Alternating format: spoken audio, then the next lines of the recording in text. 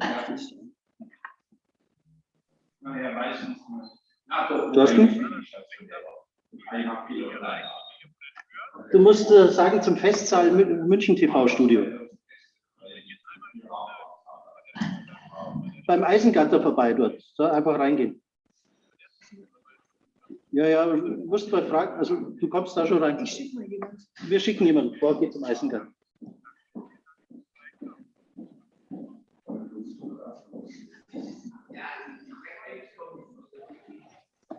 So, einen wunderschönen guten Morgen.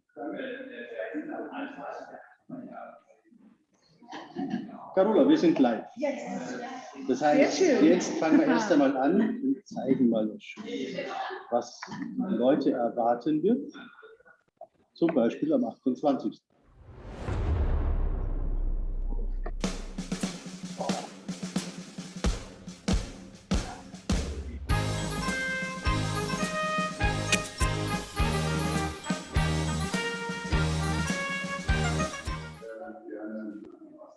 So, herzlich willkommen, grüß Gott. Wir sind wieder live heute aus dem Studio am Nockherberg. Und zwar das Studio von München TV haben wir, wie heißt das, übernommen? Oder? Okkupiert. Wir haben es uns einfach unter den Nagel gerissen. Eine sauber sein. Schön, neben mir die Carola Grimmelmann, meine Morgen. Vorstandskollegin. Und wir beide rocken die Digiwiesen, oder? So schaut's aus, oder? Ach, super. Yes. Prost. Servus miteinander. Also, kurze Frage an dich. Gestern, was war so dein Rückblick? Ich bin platt. Also ich bin immer noch total platt. Also Mittagswiesen, es war so nett und so gemütlich und ein paar von unseren Mittagswiesengästen, die sitzen nämlich auch da drüben und schauen wieder zu. Es war ganz netter Einstieg, wie man es auch von der echten Wiesen kennt. Erstmal ankommen, erstmal Bierchen trinken und dann sieht man weiter, war super. Ja, und dann am Abend waren wir hier, München TV, Stammtisch, also wirklich Front Row, tolle Kontakte geknüpft. Noch ein paar Fotochen mit dem lieben Herrn Ude gemacht. Ja, sehr alt, okay, super. Also oder? ein sensationeller Abend. Also ich bin immer noch ganz überwältigt. Meine Familie fragt sich, was die Frau so den ganzen Tag macht, nach diesem sensationellen Tag gestern. Aber war schön. Also, ja, dann kommst du nach Hause und dann Schatz, bring den Müll drauf. Wir arbeiten noch. Okay. Nein, also es war ein fantastischer Tag. Die Sonne hat auch gepasst. Und die Stimmung in München ist einfach traumhaft, weil man irgendwie das Gefühl hat, auch wenn die Wiesen nett ist, die Leute sind in Pracht, sie haben sich alle fein gemacht, sie haben sich alle schön gemacht. Also das ist einfach eine tolle Geschichte. Und deswegen freuen wir uns, dass wir heute wieder live hier da sein können. Heute haben wir ein spezielles Thema. Wir haben eine Woche vor der Wahl. Ich war bei Freunden in Freiburg. Okay. Wenn man das Mikrofon anhat, bitte ausschalten, das wäre nicht schlecht. Macht ja nichts. So, jetzt habe ich mal abgeschaltet. Wir haben 8 Tage vor der Wahl. Ja, spannend, oder? Spannend. Also es ist, glaube ich, so spannend wie schon lange. Also, wie gesagt, das Gefühl in München zur Oktoberfestzeit ist ja eh cool. Ja? Und die Leute haben es geschafft, trotz keiner Wiesen, das in die Stadt reinzutragen. Alle sahen sie wirklich fesch aus, wie du sagst. Ja. Alle waren sie gut drauf. Ja? Also das war jetzt eine ganz friedliche Wiesen eigentlich. Ja? Aber ich habe es auch mitgekriegt, viele Gespräche rund ums Thema Wahl. Also auch, ich sage ja, die ganzen bekannten Lokalitäten, egal wie viel Promille, das Thema ist die Wahl. Und deswegen, ich glaube, heute wird es nicht ganz so gemütlich wie gestern bei unserer Mittagswiesen. Ja, Stimmung gibt es auf jeden Fall. Hallo. Dafür haben wir spannende Gäste eingeladen. Und da freuen wir uns auch ganz toll drauf. Wirtschaftsvertreter. Und wir wollen eigentlich gar nicht einmal jetzt Parteiprogramme fahren oder so, sondern einfach mal herausfinden und diskutieren, was hat denn der Mittelstand, was haben die Unternehmer und Unternehmerinnen für Anforderungen oder Bedürfnisse und welche Botschaft können wir vielleicht auch mal Richtung Berlin schicken? Was wäre denn auch vielleicht zum Schluss auch unsere Wunschkonstitution? Ja. Hast du eine? Musst du nicht verraten? Du, es tut mir in der Seele weh, aber ich habe eine, glaube ich. Ja. Aber das werden wir dann, das kläre ich am Schluss. Aber jetzt bin ich mal erstmal gespannt, was unsere Gäste sagen. Aber hallo. Und da möchte ich jetzt gleich mal vielleicht den ersten Gast dazu holen. Wen wollen wir als erstes dazu holen? Ich gucke schon zu den Herren darüber. Ja, wen nimmst du? Ich glaube erstmal unseren German Mittelstand-Vorstand, den Das Andi, hätte ich jetzt oder? auch fast gesagt. Andi Aber so schaut's aus. Entschuldige, der Präsident vom German Mittelstand. Ich habe jetzt leider keine Einzugsfanfare für den Söder. Kann ich dann zur Not auch so selber, wenn es auch nicht anders geht hier.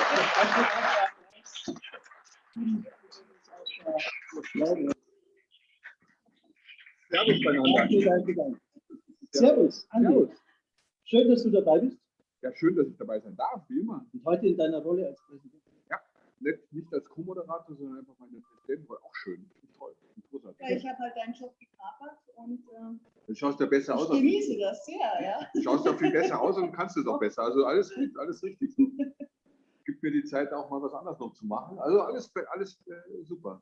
Ja, tolles Thema, das ihr heute aufgegriffen habt. Finde ich richtig gut. Ihr wisst ja alle, dass ich ein politisches Herz auch habe und viele Jahre lang auch aktiv in der Parteipolitik auch aktiv war, vielleicht auch ein bisschen bin. Und insofern ist es, glaube ich, gerade eine Woche vor der Wahl schon mal angemessen, ein paar Leute einzuladen, mit ihnen darüber zu reden, was man denn erwarten kann als Unternehmer, als Mittelständler, wenn die eine oder die andere Partei ans Ruder kommt, wenn sich Regierungskonstellationen bilden sollten.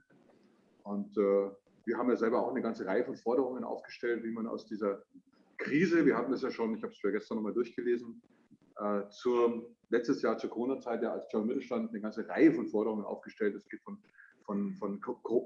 eigentlichen Pandemiebewältigung bis hin zu Europa oder Außenhandel, um eben gut aus der Krise rauszukommen. Hatte vieles mit Modernisierung, mit Digitalisierung, mit Bürokratieabbau zu tun. Also ganz, ganz viele Forderungen, die sich jetzt auch in den Wahlprogrammen der Parteien sehr unterschiedlich widerspiegeln. Und insofern ist es bestimmt eine gute Diskussion gleich. Was würdest du denn sagen, unser Programm German Mittelstand, welche Parteien siehst du da am ehesten? Ich glaube, dass man da bei den, also ich muss aber, das wird dann natürlich den grünen Freunden unter uns nicht teilen. Ich habe das grüne Parteiprogramm extra mal gestern nochmal wirklich intensiv gelesen, vor dem Hintergrund und die Forderungen abgeglichen. Ich glaube, dass das kein Feld, wenn man das Wahlprogramm ordentlich durchliest. Es gab so ein schönes Bonmot, das sagte sinngemäß, das grüne Wahlprogramm schaut hübsch aus, ist ein bisschen wie ein Fliegenpilz, schaut hübsch aus, ist aber ziemlich giftig. Und wenn du da reinschaust in die Details, sind aus meiner Sicht schon sehr viele Punkte drin und sagt, wie das mit unternehmerischem Mut, mit Loslassen, mit Wirtschaftsentwicklung zu tun hat, da steht ganz oft Fördern drin, ganz oft Verbieten drin. Also der Geist, der da drin ist kein unternehmerischer Geist, so wie ich ihn empfinde. Aber ich bin gespannt, da gibt es bestimmt auch Leute, die es anders sehen als ich. Also insofern, ja. Jetzt bin ich auch gespannt. Also ich glaube, ich habe eine Tendenz, die er wählen wird oder nicht wählen wird, auf jeden Fall. Jetzt dann holen wir doch unseren nächsten Gast rein. Das muss ich wieder die Brille aufsetzen. Jetzt, wir haben da den Olaf van der Beek vom liberalen Mittelstand. Servus Olaf, schöne Grüße nach Berlin, wenn ich es richtig im Kopf habe. Das ist richtig. Guten Tag. Auch schöne Grüße zurück nach München. Perfekt. Dich treibt zurzeit in Berlin. Was machst du da? Ich bin da gerade auf dem außerordentlichen Bundesparteitag meiner Freien Demokraten, für die ich auch Abgeordneter im Deutschen Bundestag bin. Und ja, wir werden jetzt hier nochmal gleich eine Woche vor der Wahl nochmal einen Wahlaufruf sozusagen mit den Delegierten abstimmen, um uns dann für die letzte Woche des ja doch sehr spannenden Rennens ja, einzustimmen. Perfekt, super, danke dir. Liberaler Mittelstand, für die, die es jetzt nicht wissen, sind wahrscheinlich ganz wenige, so wie ich, aber nur, was ist denn das genau? Ja, der liberale Mittelstand ist eine liberale Vorfeldorganisation der Freien Demokraten, wo sich Selbstständige, Solo-Selbstständige, Handwerker, Mittelständler wirklich zusammentreffen, bundesweit organisieren, um dann in der Bundes-FDP sozusagen den Wind für den Mittelstand in die Programme zu tragen, in die Köpfe zu tragen, um dort wirklich dann eine Symbiose zu schaffen, dass die FDP weiterhin die Mittelstandspartei für Deutschland bleibt. Okay, danke dir. Wir holen uns den nächsten Gast. Mal hier wieder aus dem Rund, oder? Wen hättest du gern? Ich würde mal sagen, lass uns doch beide zuholen. Die unterhalten sich so ganz gepflegt. Ja, dann brechen wir die auseinander. Oder? Dann holen wir doch den Amir vielleicht bitte ganz kurz dazu. Hast du eigentlich schon was zum Trinken? Ich. Was willst du haben? Ein Sprudelwasser. Ein Sprudelwasser.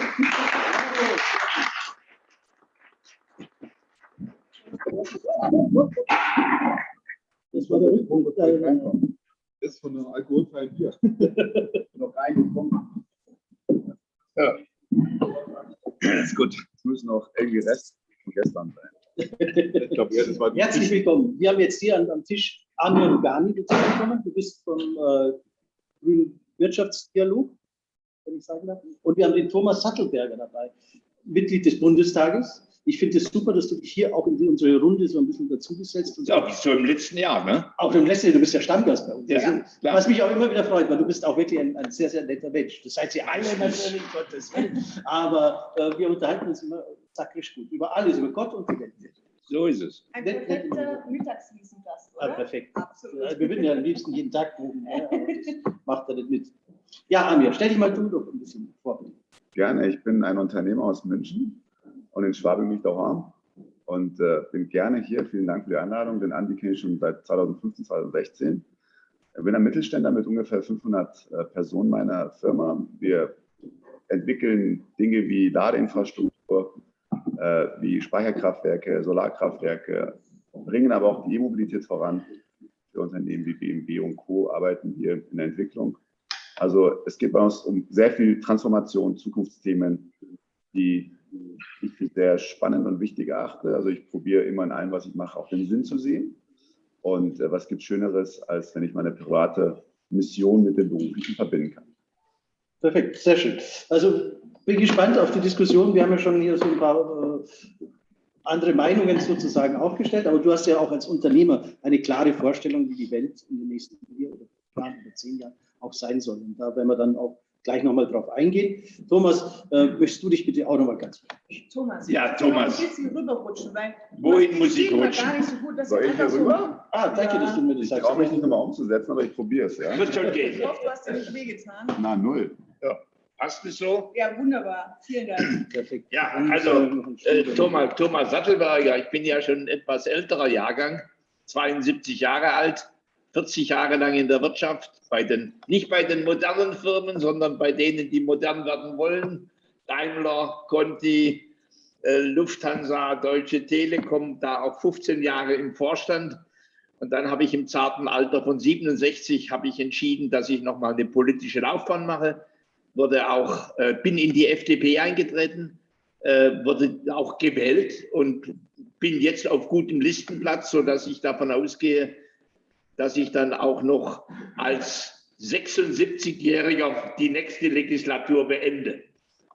Sehr schön.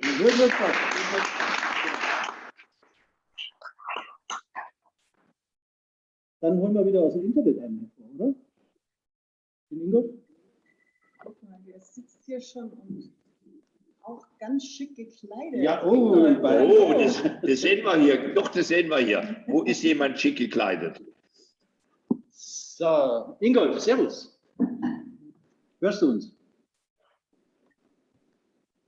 Also mit Mikrofon hören wir dich auch. Ja, jetzt geht's mit Mikro. Ja, grüß euch alle miteinander. Danke für das Kompliment, schick gekleidet. Ich habe hier mein Wiesenhemd rausgeholt heute. Du bist der Präsident vom Mittelstand in Bayern. Richtig. Erzähl uns mal ein bisschen, was der Mittelstand in Bayern so macht und wer du bist. Naja gut, ihr kennt mich ja, weil ich bin ja auch der Stellvertreter vom Andi beim German Mittelstand, aber der MIP, der Mittelstand in Bayern, das ist ja, ich sage mal auch so ein bisschen mit mein Baby oder eins meiner Babys. Wir sind die klassische Wirtschaftsverband, Interessenvertretung des bayerischen Mittelstands, sind damit auch Teil der Vereinigung der bayerischen Wirtschaft, also Mitglied dort bei der VBW, auf Bundesebene Mitglied im Dachverband der Bund der Selbstständigen Deutschland, machen sehr viel politische Interessensvertretung, parteiübergreifend, parteineutral. Und ja, was bei euch geht, habe ich ja gerade gesehen, man kann sich da sehr schön zwischen die Stühle setzen. Das geht uns auch manchmal so, je nachdem, mit wem wir gerade diskutieren. Also das ist so unsere Rolle und natürlich auch meine Rolle, weil ich da ganz vorne dran bin. Perfekt, danke dir.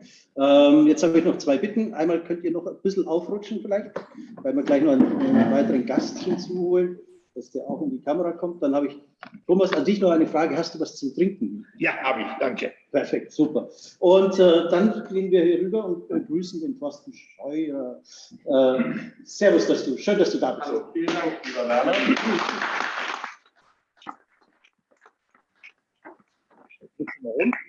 Herzlich willkommen. Du vertrittst Den Export to Bayern, du bist dort im Präsidium. Genau, vollkommen richtig. Ich bin schon seit Export to Bayern, ist auch ein älterer Jahrgang, 1948 gegründet, zum Vertreten der bayerischen Interessen der Wirtschaft. Wir haben auch gestern, also passt perfekt auch zum German Mittelstand. Ich selber bin auch schon über 20 Jahre Mitglied in diesem Exportclub und für mich auch wirklich eine Herzensangelegenheit. Bin damals nach meiner Bundeswehrzeit in Fürstenfeldbruck über einen Mentor von mir zum Exportclub gekommen. Dann habe ich dort, war ich bei den Junioren im Präsidium, haben wir schöne Fahrten, auch da schließt sich der Kreis wieder nach Berlin in den Bundestag damals, in den Reichstag gemacht und haben auch da schon unterstützen einfach wirtschaftliche Themen, politische Themen. Wir hatten auch gestern unseren Anstich, das Oktoberfest ja dieses Jahr wieder nicht stattgefunden hat, am Tegernsee. Da haben wir noch mal kurz eine Schalte gemacht und ich richte heute die herzlichen Grüße auch unseres Präsidenten aus, dem Dr. Kerkloh, auch Lufthansa-Aufsichtsratmitglied und früherer Chef des Flughafens hier in München, der leider aktuell verunfallt war und im Krankenhaus liegt. Also von der Seite, lieber Dr. Kerkloh, gute Genesung wieder und herzliche Grüße. Von uns allen natürlich, ne? Also gute Besserung. Gute Besserung. Und wir werden es nächstes Jahr richten und dann kommen wir wieder zusammen. Genau, der Exportclub Bayern kann ich auch nur jedem einladen, mal zu der einen oder anderen Veranstaltung vorbeizukommen. Der liebe Thomas Sattelberg hat uns schon mal beehrt in der BMW-Welt. Da haben wir über Innovationen gesprochen. Wie innovationsfähig ist Deutschland mit dem Google-Entwicklungschef, dem Dr. Hohlfelder. Wir hatten Sixt jetzt dabei, Mobilität der Zukunft. Wir hatten auch gerade nochmal den Thomas Sattelberger bei den Junioren. Das ist mir auch eine absolute Herzensangelegenheit. Junior kann bei uns bis 35. Das sind eigentlich sind weniger Studenten, sondern sind junge, aufstrebende Herrschaften und Damen. Auch noch einige Damen, das ist uns auch sehr wichtig, was wir ausbauen wollen. Und da hatten wir ganz tolle, vom Munich Summit auch gemeinsam, hatten wir tolle Unternehmer, die mit 30 Jahren teilweise schon fantastische Unternehmen aufgebaut haben, wo ich wirklich sehr, sehr erstaunt oder begeistert war. Man kann echt Begeisterung. Genau. Perfekt, darauf trinken wir jetzt erstmal. Prost! Wohl. Prost, zum Wohl, Prost, Zum Wohl.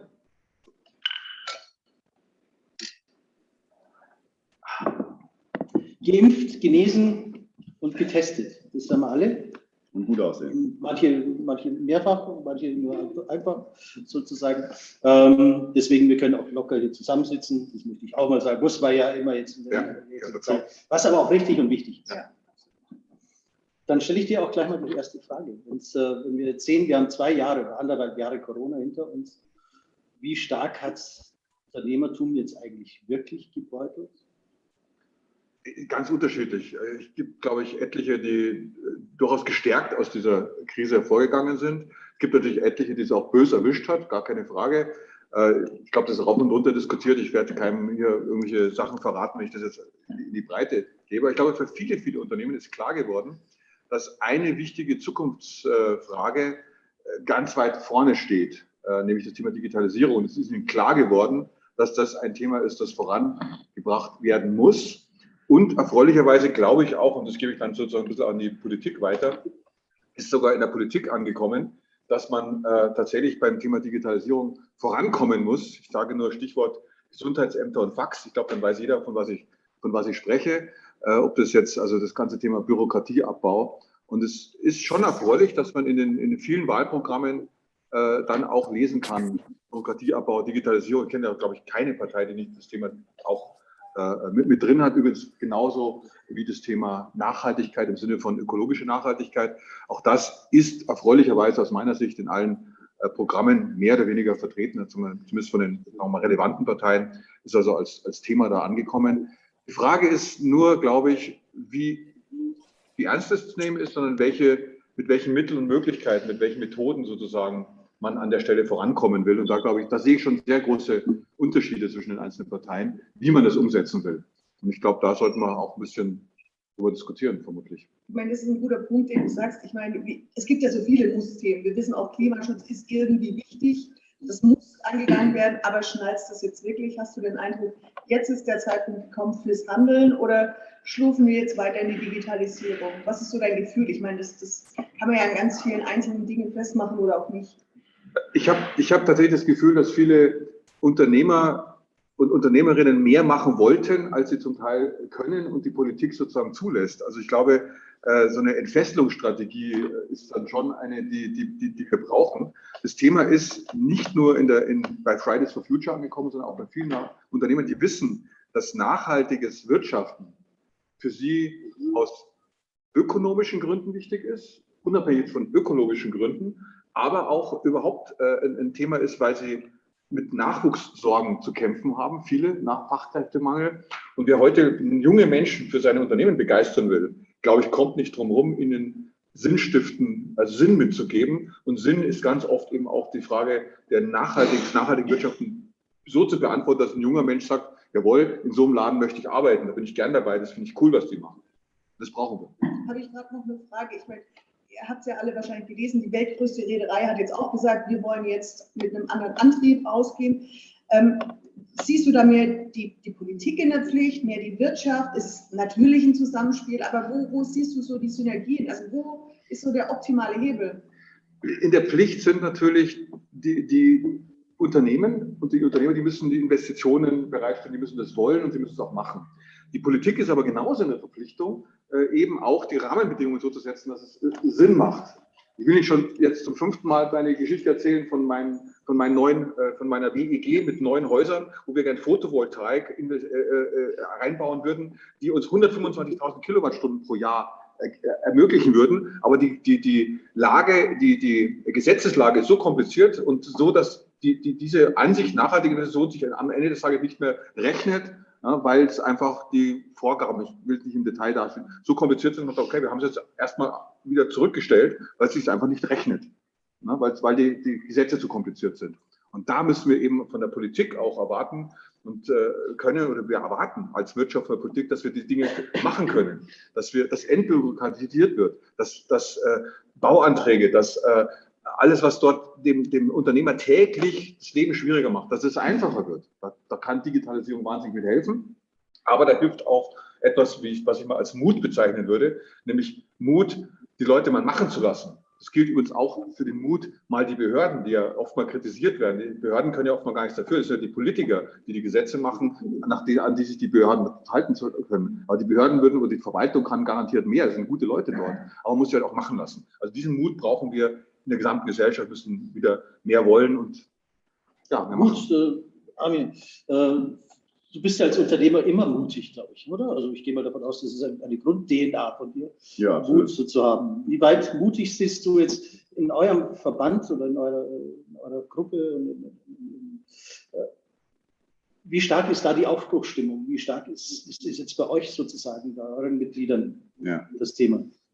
Also wir merken, dass sehr viele Unternehmen Mitglied werden möchten beim GWD aus dem klassischen etablierten Industriebereich, aber auch viele neue Geschäftsmodelle und Geschäftszweige, die dort Mitglied werden wollen. Aber was auch für das GWD steht, ist, dass es um die Transformation geht. Und ich glaube, das ist der entscheidende Punkt. Wir haben eine gemeinschaftliche Aufgabe und was momentan mich sehr stark stört, auch in dem Wahlkampf, dass so ein Stück weit der Eindruck erweckt wird, als ob eine Partei für das Thema Klima steht, die andere für Digitalisierung und die andere für irgendwas anderes, für das Soziale und die andere für die Wirtschaft. Und ich würde mir wünschen, dass wir endlich hier eine politische Stimmung, Aufbruchsstimmung in diesem Land haben, wo wir parteienübergreifend, gesellschaftsübergreifend, generationsübergreifend die wichtigsten Themen Digitalisierung, Klimaschutz angehen. Und am Ende des Tages trinken wir alle das gleiche Wasser. Wir atmen alle die gleiche Luft ein. Und wir haben alle denselben Planeten. Und unsere Kinder und Enkelkinder werden auch denselben Planeten haben. Und da gibt es nicht liberal oder konservativ oder grün oder links oder rechts. Das ist alles eins. Und das fehlt mir. Wir fangen an sofort, wenn irgendjemand sich für Wind oder Solar stark macht, dann heißt es ja, ihr Grünen. Wenn irgendjemand sich für irgendwas anderes stark macht, heißt es, ihr wollt ja nur den aktuellen Zustand erhalten. Also wir denken immer noch so in die Klientelpolitik. Und für mich sind die Themen zu wichtig, als dass wir in Klientelpolitik denken. Es geht nicht um ein bisschen Steuerschraube hier, Steuerschraube da zu drehen, sondern es geht wirklich um die Zukunftsfähigkeit des Landes, der Welt. Und wenn wir wollen, dass der Exportclub auch noch in 20 Jahren Mitglieder hat, dann müssen wir auch unsere Exportprodukte dahin bringen, dass die Welt sie auch noch haben will. Und mit irgendwelchen fossilen Technologien Das ist so ein bisschen wie das Faxgerät im Gesundheitsministerium, als ob wir jetzt E-Mails gegen Faxgerät wieder austauschen würden. Also Bestandsbewahrung und mit der fossilen Welt sie noch ein bisschen so zu optimieren und zu glauben, dass wir weiter ein Exportweltmeister bleiben können, ist ein Irrglaube. Also es geht darum, dass wir die Rahmenbedingungen gemeinsam schaffen und jeder seinen Beitrag dazu leistet, damit die Transformation gelingt, damit Deutschland seinen Wohlstand sichern kann, damit wir hier Arbeitsplätze sichern, neue schaffen und auch unseren Beitrag in der Welt leisten, denn wir liefern ja ganz viele Produkte, Autos, Zementfabriken, Maschinen, Anlagen, die ja irgendwo auch in der Welt dann für ganz viel Klimaausstoß verantwortlich sind. Und wenn wir diese klimaneutral stellen, dann tragen wir dazu bei, dass die Welt auch klimaneutraler wird. Und wenn wir das schaffen, hat kein anderes Land auf diesem Planeten eine Ausrede, das nicht zu schaffen, weil wir sind eine Industrienation, wir sind ja auch schon gut vorangekommen mit irgendwo über 40% erneuerbare Energie in unserem Strommix. Und wenn wir da weitermachen, dann geht es in die richtige Richtung. Ich meine, du zeichnest da ein sehr konkretes Bild auf, deine Vision.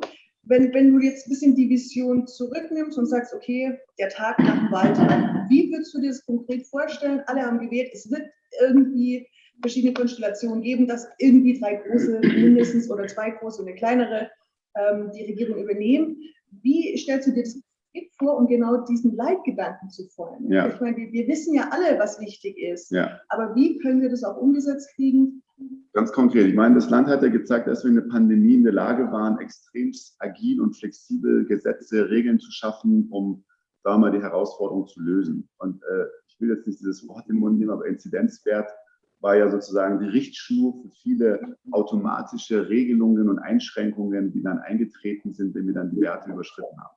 Warum nehmen wir denn nicht einfach das 1,5-Grad-Ziel, wofür sich ja 187 Staaten mit dem Pariser Klimaabkommen verpflichtet haben?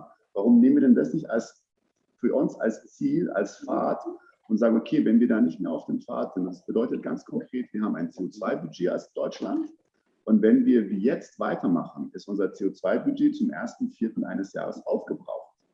Und dann könnten wir ganz klar sagen, okay, da müssen wir mehr Anstrengungen tun und werden entsprechend mehr erneuerbare Energien ausbauen, E-Mobilität mehr ausbauen, Gebäude, Landwirtschaft, wo auch immer der Beitrag notwendig ist, um Klimaschutz zu gewährleisten, um auf dem 1,5 Grad Ziel zu bleiben. Daraus müssen wir es ableiten. Aber die bisherigen Ausbauziele, die ich erkenne, die haben damit überhaupt nichts zu tun. Ich meine, das Bundesverfassungsgericht hat ja das Klimapaket der Bundesregierung gekippt, weil es nicht ambitioniert genug war. Also da sehen wir, wie uns irgendwelche Wohlfühlpakete verkauft werden.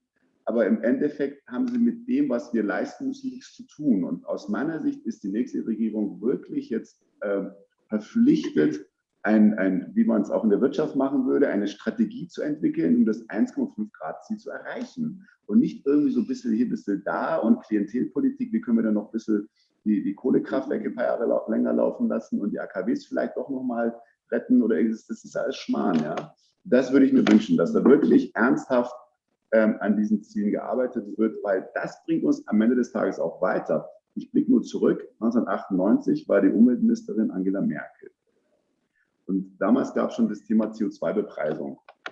Und sie hat gesagt, die Automobilindustrie wird in kürzester Zeit das 3-Liter-Auto rausbringen und die wüssten, wenn sie ihren CO2-Emissionen nicht merklich reduzieren, wird es Konsequenzen geben. Dann gab es 2015 CO2-Dieselskandal. Und bis heute, jetzt haben wir erst angefangen, langsam darüber nachzudenken, dass wir CO2-Preise brauchen. Also es passiert nicht viel, wenn wir nicht konkrete Ziele definieren, verbindlich definieren, das will ich damit sagen. Und wir haben ja Ausbaudeckel bei den erneuerbaren Energien aktuell in Deutschland. Das kann ja sich keiner vorstellen. Solar und Wind sind gedeckelt in diesem Land aktuell vom Ausbau. Und alle reden davon, dass wir Klimaneutralität brauchen. Wir brauchen grünen Wasserstoff, wir brauchen Strom für die E-Fahrzeuge, wir brauchen Strom für die Versorgung der Industrie. Grünstrom, das haben wir alles nicht, weil wir nicht genügend ausbauen. Wir sind auf dem Stand von 2000, ich weiß nicht was. Und alle anderen Länder, Industrienationen überholen uns in dem Bereich. Ja, lieber Olaf, ich meine, wir reden hier über ein Wirtschaftsziel, einen KPI, sage ich jetzt mal, Key Performance Indicators. Was denkst du darüber? Ist das ein gutes Ziel? Glaubst du, damit können wir starten? Selbstverständlich kann man so starten. Ich glaube, wir müssen nur die Frage stellen nach dem Wie. Und ich glaube, jeder hat, genau wie es gerade von den Vorrednern gesagt worden ist, gute Ziele, auch gute Ideen, Die werden in Programme geschrieben und wir müssen jetzt mal zusehen, dass wir die auch parteiübergreifend wirklich umsetzen. Und ich glaube, da hilft es uns im Moment sehr stark, dass die Diskussion in unserem Land wirklich so weit geht, dass es mittlerweile von der Politik was verpflichtend fordert. Und ich glaube, das ist auch wichtig für Politik, dass sie diesen Druck spürt, dass die Bürgerinnen und Bürger wirklich eine Bewegung sehen wollen. Und ich glaube, da braucht man auch nicht über irgendwelche Koalitionsfragen reden oder wie auch immer. Wir müssen einfach bereit sein, die Punkte zu lösen, die wirklich für die Gesellschaft, für die globale Welt auch wirklich anstehen. Und was man feststellen muss aus meiner Sicht ist, dass wir wirklich fast 16 Jahre verloren haben. Ich sage deswegen 16 Jahre, weil wir waren ja auch an 4 Jahren mal beteiligt und waren dann halt 4 Jahre mal nicht mal im Bundestag. Und ich glaube, wir müssen aus solchen Zeiten lernen, dass wir ein Gesamtziel wirklich definieren müssen und auch im Auge behalten müssen. Das darf aber nicht mehr lange dauern. Wir müssen damit loslegen in der neuen Regierung. Das heißt, wir müssen jetzt eigentlich 2 Hürden überspringen. Wir müssen die Hürde überspringen, dass wir A, bereit sind, mit demokratischen Parteien solche Prozesse in Bewegung zu setzen. Und da ist ja eine Menge zu tun. Das ist ja gerade von den Vorrednern auch richtigerweise angesprochen worden. Wir haben das Problem der Digitalisierung zu lösen. Wir haben das Problem des Klimaschutzes zu lösen. Und das sind so große Probleme, wo wir die Frage stellen müssen, wie machen wir das? Wie kommen wir da auf einen Nenner, dass das funktioniert? Die Wirtschaft ist da vom Gedanken her wesentlich weiter. Der Mittelstand ist dort wesentlich weiter. Wie gerade richtig angesprochen, Räder, die sich schon damit beschäftigen, andere Antriebstechnologien einzusetzen. Das ist viel weiter als eine Regierung, die sich immer noch die Frage stellt, möchte ich eigentlich so einen Klimaschutz planwirtschaftlich, staatswirtschaftlich angehen oder möchte ich ihn beispielsweise marktwirtschaftlich angehen? Und das sind, glaube ich, die wichtigen Fragen, die sich in den nächsten Wochen zu stellen sind in der Politik. Oder vielen Dank. Also ich sehe gerade die Herren auf der anderen Seite des Tisches. Ich glaube, die haben mir fleißig zugenickt. Das finde ich natürlich wichtig und schön. Wollt ihr noch was ergänzen? Ja, wir führen ja eine Gespensterdiskussion. Genau. Wenn ich mir das gerade anhöre, dann sind das Themen, die wir 2005 hätten diskutieren müssen. Ne? Und wir sind heute 16 Jahre später. So, und ich glaube, wir müssen uns da mal wirklich die Karten legen. Dieses Land hat 3 große Herausforderungen. Die Dekarbonisierung, also die Bewältigung des Klimawandels, die Digitalisierung und das Thema Demografie. Die 3 großen Doras, wie ich sie ab und an nenne. Und wir sind beim ersten Thema, Dekarbonisierung, sind wir über rhetorische Sprüche noch nicht weg. Und wir handeln nicht. Ne? Also ich fand das wirklich gut, als du sagtest, darf ich mal du sagen? Ja. Als du sagtest, wir müssen das CO2-Ausstoßlimit müssen wir sozusagen regelmäßig senken, denn das ist das Problem mit der CO2-Steuer, dass du damit nicht automatisch senken tust, aber mit dem Emissionshandel wird ja Jahr für Jahr reduziert und sozusagen der CO2-Ausstoß wird immer teurer. Ne? Aber das ist die eine politische Rahmenbedingung, die nach wie vor ungelöst im Raum hängt. Und natürlich die ganzen Themen, da bist du als Unternehmer wirklich vorne dran mit Speichertechnologien die ganze Frage der Speichertechnologien sowohl für die Elektromobilität, natürlich genauso die Speichertechnologien für das Thema Wasserstoff und das Thema E-Fuels für Übergangstechnologien. Das sind ein paar mutige Unternehmer dran, aber bei Gott noch nicht wirklich. Da ist noch nicht die Aufbruchstimmung da. Und zum Thema Digitalisierung, liebe Freunde hier im Raum, da haben wir doch in Corona das Fiasko erlebt, dass unsere öffentliche Verwaltung überhaupt in Berlin 90% waren gar nicht Homeoffice-fähig. Das heißt, die sind nach Hause gegangen, haben ihr Geld bekommen und nichts gearbeitet, weil die ganze technische Infrastruktur nicht da war. Die Schulen, wenn man den ersten und zweiten Lockdown anguckt, die sind ja in die Knie gegangen. Das ist nicht deren Schuld, sondern das ist natürlich erstens die Frage der starken Netze auf der einen Seite und auf der anderen Seite der Endgeräte und der Kompetenz der Lehrerinnen und Lehrer. Also da im Grunde von Aufbruch zu reden. Hallo, wir müssen Reparaturbetrieb machen und zwar so schnell wie möglich. So, und das muss einfach, finde ich mal gesagt werden. Und dann, wenn ich dann höre, das Modernisierungsjahrzehnt liegt vor uns. Ich lache mich tot. 2000 war das Modernisierungsjahrzehnt und 2010 bis 2020. Und jetzt haben wir schon das 3. Modernisierungsjahrzehnt. 2 davon haben wir verschlafen. Also bitte da mal bei den Realitäten bleiben. Klare Worte, danke dir. Wir holen jetzt noch den Franz Josef Schierer bei uns in die Runde mit rein. Servus, Franz Josef, schön, dass du dabei bist. Ich grüße euch. Hallo. Servus.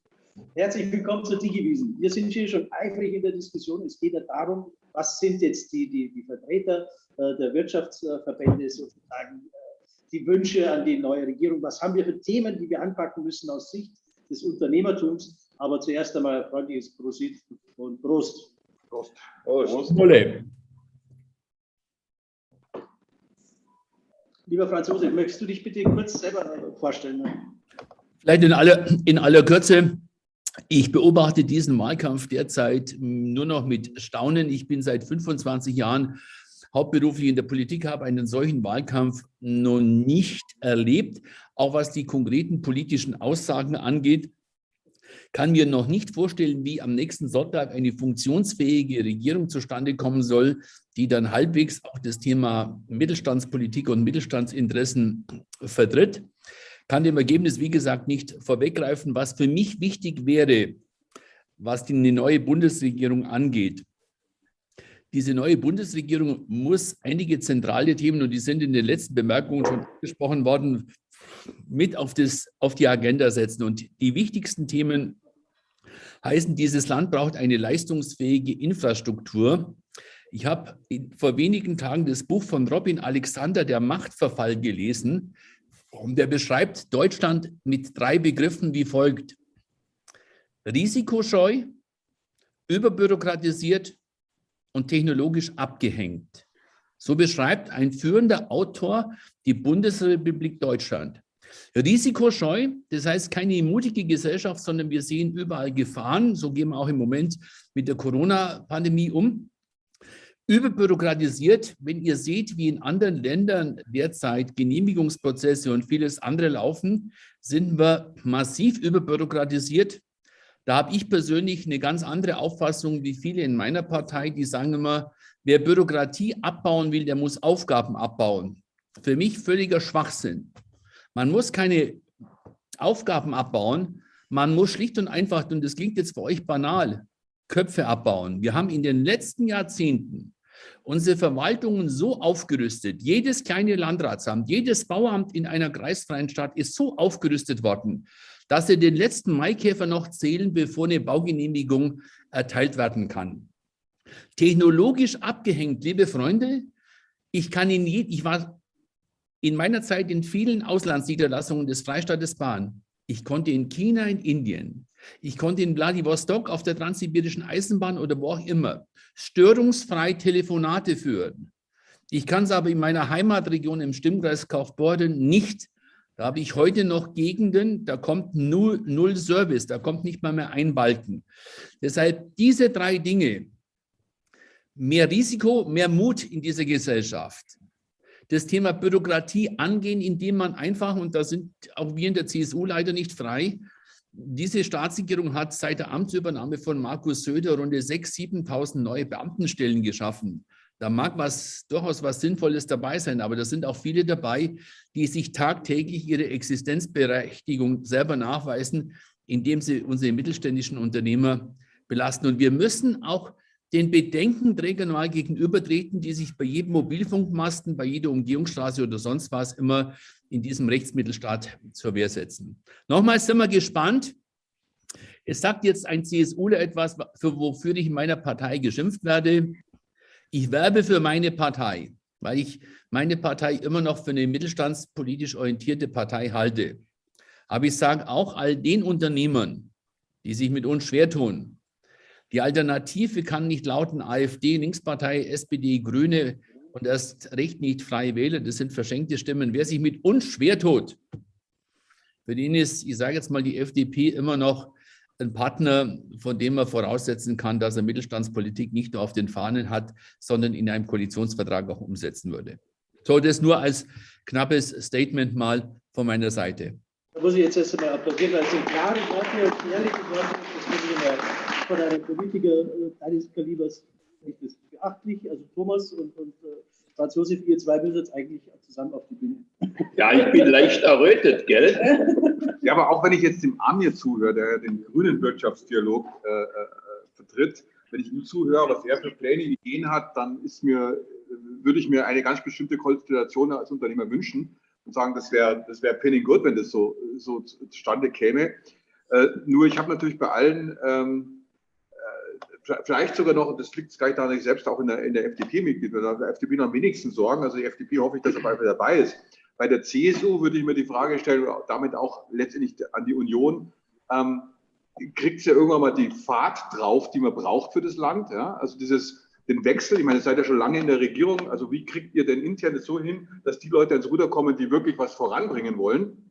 Also vielleicht so Leute wie dich auch an der Stelle, wenn ich das mal richtig anhöre. Und Amir, gleich an dich sozusagen meine Frage, wie kriegst du also wenn ich das Wahlprogramm der Grünen lese und das, was du erzählst, dann habe ich nicht das Gefühl, dass die Wirtschaftspolitiker bei den Grünen die Oberhand haben. Mal vorsichtig formuliert. Ja. Also ich glaube, wir sind ja alle auch sehr kritisch gegenüber den jeweiligen Parteien, denen wir angehören heute. Und dementsprechend kann ich auch sagen, dass ich auch in mir ein gelbes und ein grünes Herz habe. Ich bin auch nicht durch und durch grün. Und was das Thema Freiheit und Eigenbestimmung, Selbstbestimmung, Eigenverantwortung angeht, vermisse ich auch an der einen oder anderen Stelle bei den Grünen. Als Überschrift jetzt, sage ich jetzt mal, ja. Und wir können ja auch alle froh sein, dass unsere Parteien so schwächeln in der Zeit, dass keiner allein regieren wird. Insofern werden wir aufeinander angewiesen sein und ich glaube, dass am Ende des Tages auch dann die ein oder andere vielleicht auch an die inneren der Partei gerichteten Positionen dann auch ziemlich schnell weggeräumt werden. Bei allen Parteien. Ja, also da gibt es ja überall so Punkte, wo man sagt, was soll das jetzt? Und also ich glaube nicht, dass da beispielsweise eine Vermögensteuer oder ähnliches kommen wird, ja, wenn die Konstellation, die du gerade besprochen hast, zustande kommen sollte. Aber nochmal zurückzukommen auf das, was du eingangs gesagt hast, finde ich noch an die Adresse der Kolleginnen und Kollegen der CSU und auch der FDP. Ich glaube, dass wir eine neue Haltung in der Politik brauchen.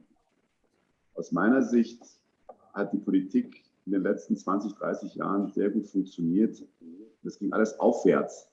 Ja, wir haben ja alle, für uns allen ging es ja aufwärts in den letzten 20 Jahren. Aber wenn wir ganz ehrlich sind, es ging nichts vorwärts. Ja, und in dieser Aufwärtsstimmung haben wir vergessen, dass wir eigentlich auch für die Zukunft noch was vorbereiten müssen. Und meiner Meinung nach hängt es damit zusammen, dass unsere Haltung nicht passt. Die Haltung ist nämlich eine Bewahrungshaltung, ja, eine Status-Quo-Bewahrung. Wir setzen alles daran, die etablierten Unternehmen, die Großkonzerne zu bewahren. Ich bin stolz auf alle Autos, die wir in Deutschland bauen. Ich bin stolz auf die gesamte Industrie, die wir in Deutschland haben. Nur glaube ich aber auch, dass sie den Weg mit dem geringsten Widerstand suchen über die Politik und die Politik macht es ihnen sehr leicht und gibt ihnen das. Stichpunkt Dieselskandal und Ähnlichem. Ja? Wir haben der Automobilindustrie keinen Gefallen getan, indem wir denen Rückendeckung gegeben haben, bei der CO2-Entwicklung freie Hand zu bekommen oder immer wieder zu verschieben. Denn die Welt links und rechts neben uns, die Teslas dieser Welt, die werden nicht vom Bundeskanzleramt heraus eingeschränkt werden können. Die gehen ihren Weg und wir sehen, dass Tesla inzwischen das wertvollste Unternehmen der Welt ist, nicht weil der jetzt so cool ist, sondern weil die einfach berechtigte, der Kapitalmarkt traut ihnen zu, dass sie die Automobilindustrie umkrempeln werden. Ja. Das haben wir auch lange nicht geglaubt und das merken wir. Und das sind nicht die Einzigen. Wer jetzt bei der IAA war, hat sehen können, dass da durchaus chinesische Hersteller größere Stände als Daimler und BMW dort präsentieren. Ja. Wie gut die Fahrzeuge sind, haben wir dahingestellt, aber die sind im Kommen, will ich damit sagen.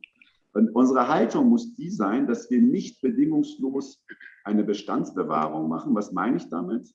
Dass wir den Abstand von einem Atomkraftwerk hier in Bayern mit 100 Meter für in Ordnung halten, dass wir den Abstand von 480 Metern von einem Kohlekraftwerk in NRW letztes Jahr sogar mit Sondergenehmigung in Betrieb nehmen, von Herrn Laschet bevorzugt, was übrigens jetzt vom Gericht gekippt ist, der Bau, aber dann 10H-Regelung einführen, um mehr oder weniger in Bayern den Ausbau von Windenergieanlagen zum Erliegen zu bringen. Das ist eine Haltungsfrage. Also wie positioniere ich mich gegenüber der antikriminellen Kohle- und Atomindustrie und wie positioniere ich mich zu dem Neuen, zu der Transformation, zu dem, wo wir ja inzwischen den Beweis erbracht haben. Proof of Concept ist erbracht. Wir haben über 40% Stromanteil in Deutschland mit den erneuerbaren Energien. Und da gilt es jetzt darum, das Ding hochzufahren, das Ding auszubauen. Und nicht immer wieder mit irgendwelchen Bestandsbewahrungsmeinungen und Positionierungen das schwer zu machen. Und genauso geht es auch darum, dass wir die Baugenehmigungen und alles, was notwendig ist, um Ladeinfrastruktur, um Netze auszubauen, um erneuerbare Energien auszubauen, um die Industrie zu erneuern, dass wir das vereinfachen. Und zwar mit festen Fristen. Wenn bis dahin die Behörden nicht reagiert haben, ist das Ding genehmigt. Punkt aus. Also, wo sind wir denn hier? Ne? Also, und das ist als eine Haltungsfrage. Und ich frage mich, ob diejenigen in den letzten 16 Jahren diese Haltung nicht in der Lage waren zu verändern, mutig genug sind, veränderungsfähig genug sind, um tatsächlich diesen 180-Grad-Wechsel jetzt vorzunehmen. Oder ob wir nicht frisches Blut im System brauchen, die jetzt mal von außen ein Stück weit das Ganze begleitet und beobachtet haben, die jetzt mal sagen, wir brauchen jetzt mal Veränderung. Und zwar echte Veränderung und nicht irgendwie so unechte. Ich höre immer wieder auch Technologiefreiheit beim Thema Sprit beim Fahrzeugen zum Beispiel. Ja? Was heißt das? Wasserstoff braucht 3-mal mehr Energie als ein Batteriefahrzeug. Das heißt, dass wir 3-mal mehr Wind und Solar brauchen. Und auf der anderen Seite heißt es, Wind wollen wir aber nicht ausbauen. Das heißt, wir drehen uns in den Kreis. Das sind alles so scheinheilige Positionierungen, die am Ende des Tages immer wieder in die Sackgasse führen. Und damit müssen wir aufhören. Das ist eine Haltungsfrage. Ja, und das würde ich mir wünschen, dass wirklich diejenigen, die an die Macht kommen, jetzt mutig sind und das ernst meinen und nicht nur uns irgendwas versprechen und hinten aber doch wieder was anderes machen. Ich glaube, hier schaut schon einer mit den Hufen.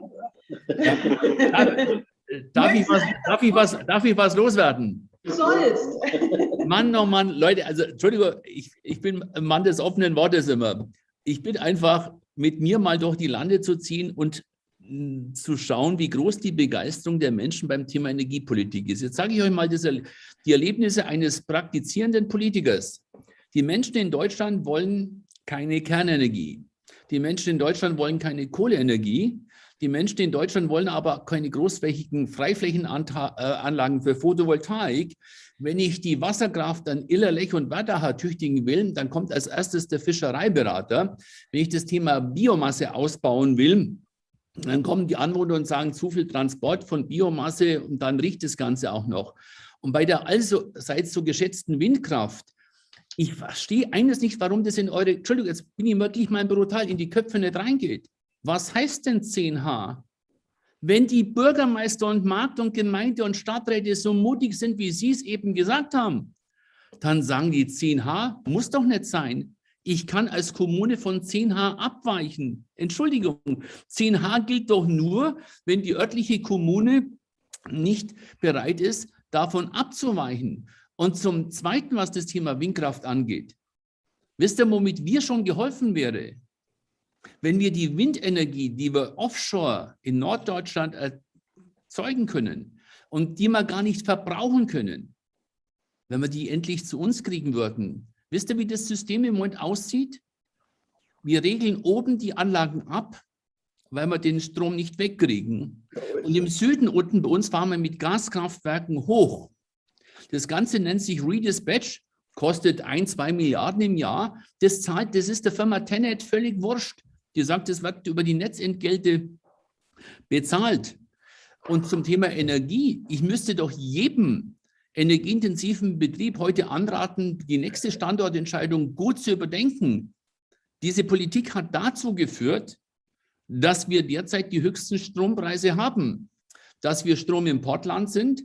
Und wenn wir KdF haben, KdF stand bei uns im Ministerium für kalte, dunkle Flaute, beispielsweise im Februar, dann müssen wir schauen, dass die tschechischen Kernkraftwerke, die französischen Kernkraftwerke oder die polnischen Kohlekraftwerke uns entsprechend Strom liefern. Nochmals, ich bin für den Ausbau der Erneuerbaren. Aber tut doch bitte nicht so, als ob die ganze Bevölkerung Juhe schreit, wenn einer sagt, er will eine Windkraftanlage errichten oder er will eine Wasserkraftanlage, die seit 100 Jahren besteht, ertüchtigen, kein neues Querbauwerk. Wenn er sagt, ich will in benachteiligten Gebieten großflächige Photovoltaikanlagen errichten. Ich habe immer mehr Widerstände als Menschen, die dafür sind. Deshalb ist es nicht nur eine Haltung der Politiker, sondern wir müssen auch wieder als Politiker den Mut haben, die Doppelmoral in dieser Gesellschaft, die bei vielen Bürgern halt da ist, die am Abend immer jammern und sagen, tun Sie doch was für erneuerbare Energien. Und ich sage dem am nächsten Tag, schau bitte dein Haus an. Da sind 3 Fernsehapparate, da ist alles elektronisch vom weiß Gott was alles. Schaut euch mal eure Stromverbräuche an. Fangt einfach mal selber an in eurer persönlichen Haltung. Und nochmals, ich komme mit vielen Grünen gut zurecht in der Politik. Ich komme manchmal mit grünen Wählern nicht zurecht. Also mit den Funktionären der Grünen komme ich super klar. Aber mit dem grünen Wählerspektrum komme ich nicht klar, weil ich dem klar machen müsste, dass man den persönlichen Lebensstil, den man pflegt, eben dann auch entsprechend anpassen muss. Und da ist in dieser Gesellschaft einfach zu viel Doppelmoral. Vielen, vielen Dank für deine Worte. Amir hat sich als erstes gemeldet. Ich würde dann dir, Thorsten, weitergeben. Ich würde gerne 2, 3 Anmerkungen dazu machen. Ich finde, dass wir uns es leicht machen, wenn die Landesregierung oder Bundesregierung den Gemeinden die Verantwortung dafür gibt, den Abstand selbst zu regeln.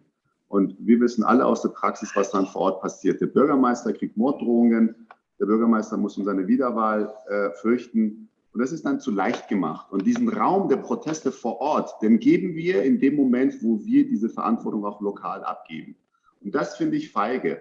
Im Grunde genommen muss bei der Corona-Politik, gab es das ja auch nicht, dass jede Kommune vor Ort selber entscheiden konnte, was ist. Da gab es auch eine Bundesvorgabe, da gab es eine Landesvorgabe, hat man sich geeinigt und sich darum gekümmert, dass es durchgesetzt wird.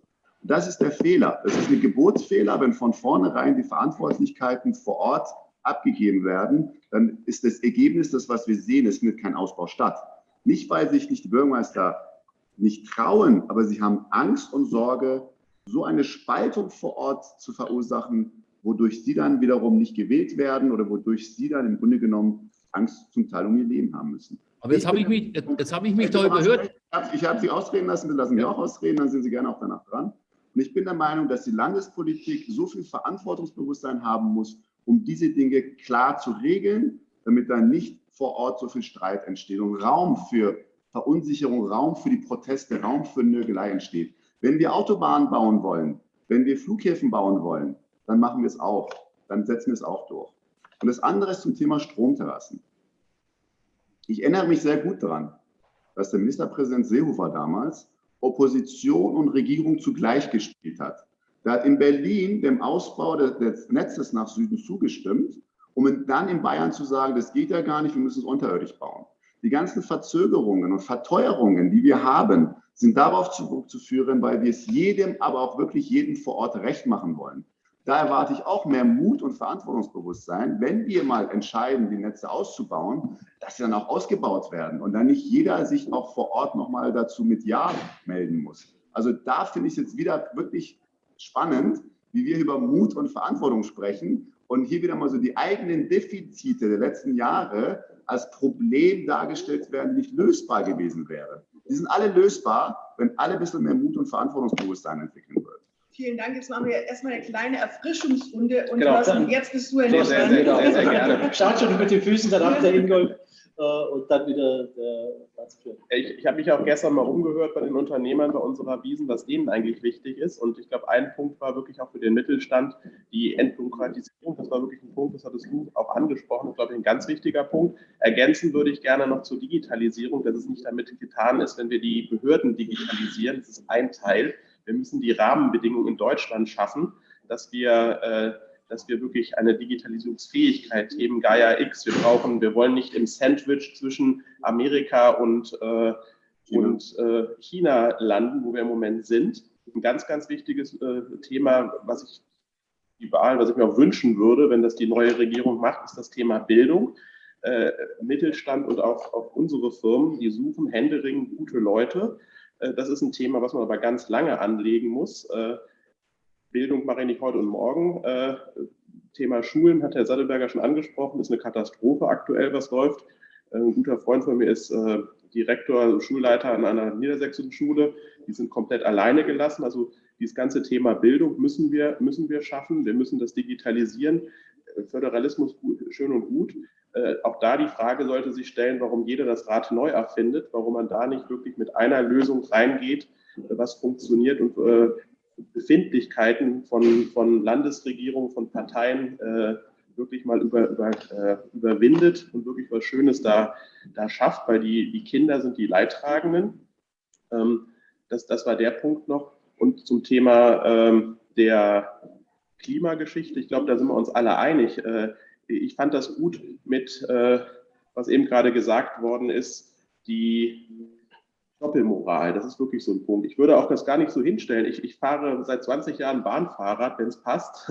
Also den Mix dieser ganzen Verkehrsmittel nutze ich schon sehr gut. Bin heute auch mit dem Fahrrad gekommen. Also es ist nicht nur eine grüne Politik. Ich bin ja Gott sei Dank in keiner Partei, aber ich glaube, da kommen wir miteinander alle ganz gut klar. Wir sind uns einig, wir müssen was tun, die Dekarbonisierung, aber wir müssen es intelligent tun. Und zum Beispiel, was ich teilweise von den Grünen noch nicht verstanden habe, ich habe noch nicht mal nachgerechnet bekommen, vielleicht bin ich zu blöd dafür, aber ich habe es noch nicht nachgerechnet bekommen, wie viele brauchen wir denn eigentlich, wie viele Windkrafträder brauchen wir, wo müssen die denn überall stehen?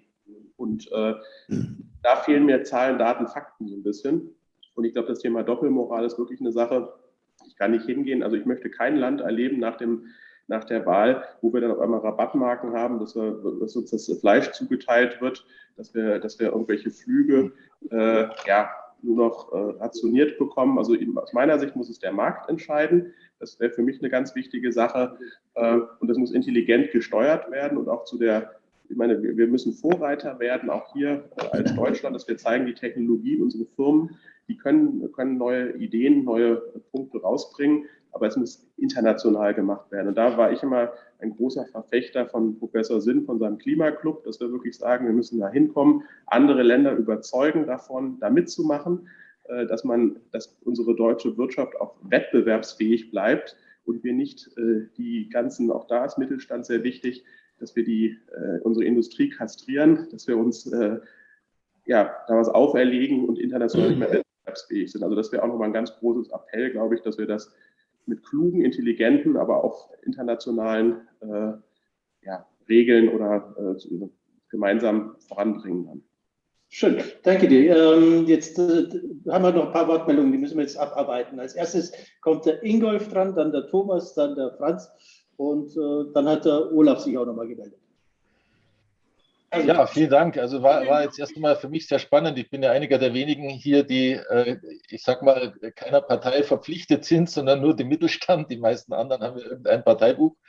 Deswegen würde ich gerne nochmal zu der Anfangsfrage zurückkommen. Was wünscht sich der Mittelstand von der Politik? Wir haben bisher diskutiert im Wesentlichen über das Thema Klima, Umwelt, Energie, aber wir haben ja unzählige Baustellen. Ja? Es geht ja noch viel weiter. Das geht ins Gesundheitswesen, das geht in die Bildung, das geht in Fachkräfte, Stichwort Einwanderungspolitik und so weiter und so fort. Es war jetzt insofern für mich spannend, weil die Diskussion genauso lief, wie sie sonst politisch auch läuft, weil man unterhält sich immer über Klein-Klein, bis man sich in die Wolle kriegt. Das wird unwahrscheinlich emotional. Was wir uns wünschen vom Mittelstand, und ich glaube, da spreche ich nicht nur für den Mittelstand, da spreche ich auch für die Industrie, für alle eigentlich und wahrscheinlich auch für die Bevölkerung, für die Bürger. Was wir uns wünschen, sind ganz klare langfristige Leitlinien und Perspektiven. Wir wünschen uns Kontinuität, wir wünschen uns Verlässlichkeit und wir wünschen uns Vertrauen, dass das Ganze umgesetzt wird. Und in diesem Rahmen wünschen wir uns die Freiheit für die Wirtschaft, dass wir mit der Technologie und mit der Innovationskraft und mit der Kreativität, die wir haben, diesen Weg gehen können. Und wenn man in die politische Diskussion schaut, dann fehlt es an allen diesen Faktoren, weil es unwahrscheinlich emotionalisiert wird. Wir diskutieren nicht mehr sachlich, wir diskutieren nicht mehr mit gesundem Menschenverstand. Das hat auch für mich nur sehr rudimentär mit Haltung zu tun. Es geht einfach um den gesunden Menschenverstand. Da wird um Dinge diskutiert, also zum Beispiel, es wird lokal, regional, wenn irgendwo ein Bauvorhaben ist, egal ob das jetzt ein Funkmast ist oder eine Autobahnbrücke oder was auch sonst, werden sofort Bürgerinitiativen aktiviert, die mit einer wahnsinnigen Emotionalität hier Fronten schaffen. Und so werden solche Projekte gezögert und so werden solche Projekte verhindert. Ich denke, da müssten doch alle Parteien mal so weit sein und sagen, wir haben ein Ziel, dort wollen wir hin. Und wenn es ein demokratisches Ziel ist und wenn es die Mehrheit will, dann kann ich doch nicht anfangen, dann mit Minderheiten, die ich aufstachle und emotionalisiere, dagegen vorzugehen. Es erweckt ja bei uns schon manchmal den Eindruck, dass wir minderheitsregiert sind. Weil jedes Thema, was eigentlich ein vernünftiges Thema ist, entsteht wieder irgendwo eine Bürgerinitiative, die die Klappe so weit aufreißt, bis die Politik wieder den Schwanz einzieht und sagt, naja, so können wir nicht vorgehen, da müssen wir das anders machen. Und das ist das, was unser Land kaputt macht. Entschuldigung, wenn ich das so direkt sage, da bin ich auch emotional, weil wir müssen zurückkommen zum gesunden Menschenverstand. Ich sage mal so ganz kleine Beispiele zu Beginn von Corona, als die Gastronomie ihre Tische weiter auseinanderstellen musste. Früher hat jedes Ordnungsamt sofort einen Strafbescheid ausgestellt, wenn einer seinen Tisch 2 Zentimeter zu weit im Fußgängerweg hatte. Plötzlich war es möglich, dass es geht. Da durfte man die Tische weiter reinstellen. Da wurden sogar öffentliche Flächen noch zur Verfügung gestellt. Das ist das, wo ich sage, das ist gesunder Menschenverstand. Und der fehlt mir komplett. Also was wir uns wünschen, generell an die Politik, an die Kommunalpolitik, an die Landespolitik, an die Bundespolitik, das ist der gesunde Menschenverstand. Das sind klare Ziele, klar definierte Leitlinien. Ja, man kann nicht alles freilassen, man muss Grenzen setzen, das ist schon klar. Aber dann wissen wir auch, wohin es geht. Die Richtung ist klar, das Vertrauen darin, dass es funktioniert, die Kontinuität, die Verlässlichkeit in die Politik und vor allen Dingen zum Schluss der Freiraum, der uns ermöglicht, diese Wege zu gehen. Perfekt. Thomas, du bist das nächste, weil dann der Franz, dann der Uni. Lass uns doch einmal anstoßen. Ja, das machen wir, genau. Und der gesunde Menschenverstand. Prost, Auf den Menschenverstand, genau. Prost. Bringen Sie mir noch einen. Nehmen einen. So, Thomas, bitte. Ja, eine normale. Ja, der Appell an den gesunden Menschenverstand ist natürlich auch etwas, was ab und an in der großen Luft verhallt. Nein, aber ich finde es schon interessant, dass wir wirklich die Differenziertheit der Herausforderungen auf den Tisch legen. Die Briten, die sind da ja viel pragmatischer, die sagen, es geht um den Planeten, es geht um die People und es geht um den Profit. Es geht eben nicht nur um die Ökologie, sie ist ganz wichtig, aber es geht auch um die Menschen, denn wir sprechen, und ich habe erst vor kurzem in der Lausitz natürlich mich auch intensiv beschäftigt, was es heißt, wenn da Zehntausende Menschen sich umschulen müssen und noch gar nicht wissen, wohin und in welche Organisationen und Betriebe. Das steht ja alles in den Sternen. Und die Herzlosigkeit, mit der wir manchmal sozusagen die Veränderung von oben nach unten durchdeklinieren, die bewegt mich schon. Und natürlich das, was mein Vorredner angesprochen hat, das Thema Profit. Planet, People, Profit. Natürlich muss es eine Wirtschaft geben, die wirklich in Freiheit wachsen und gedeihen kann. Und der niemand vorschreibt, in welche Richtung sie sich technologisch entwickelt zu haben. Ich war ja lange Jahre in der Wirtschaft, ich hatte einen Kollegen, der war mal Entwicklungsvorstand bei BMW und dann ist er großer Tech-Vorstand bei Continental geworden und der sagte mir mal, also bis die Elektrobatterie, bis das überhaupt geht, überhaupt kostengünstig, da gehen noch 30 Jahre. Und so stehen wir heute hin und sagen, ja, aber der Wasserstoff braucht 3-mal mehr. Augenblick mal. Wer entscheidet das eigentlich? Doch nicht Politiker, sondern das entscheiden Forscherinnen und Forscher, das entscheiden Gründerinnen und Gründer in diesem Lande. Und da bin ich dann wirklich jemand, der sagt, dort muss wieder Freiheit und frische Luft rein für diese Unternehmen, damit die wirklich ihre Kraft an Ideen gestalten können. Also erstens ein tiefes Plädoyer, dass wir die Dinge nicht einseitig gucken. Ich lasse mir von niemand aufdrängen, dass die Ökologie das allerwichtigste Thema ist, sondern ich will immer das Thema Wirtschaft, Ökologie und Soziales beieinander sehen. A1. Und zum Zweiten, wir brauchen den Freiraum.